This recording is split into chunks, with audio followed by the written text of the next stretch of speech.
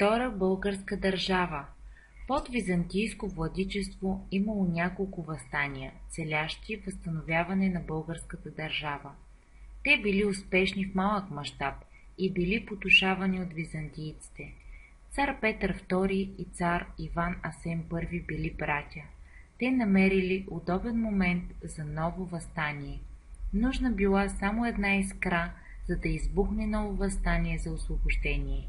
В деня на освещаването на една църква в Търново, Петър бил коронясан като цар. След 167 години на византийско владичество, българите отново имали собствена държава. Двамата братя управлявали от 1185 г.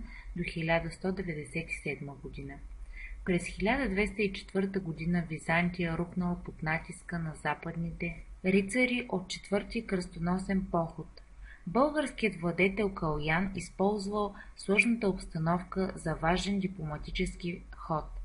Той потърсил съюз с папата и през 1204 г. бил коронован за цар и му бил подарен скриптър и знаме. Калоян събрал силна армия срещу кръстоносците, които вече били хвърлили око на Тракия. На 14 април 1205 г. близо до Одрин, българите разбили тежко въоръжените латински рицари, които преди това били смятани за непобедими. Император Балдуин I бил пленен и отведен в Търново.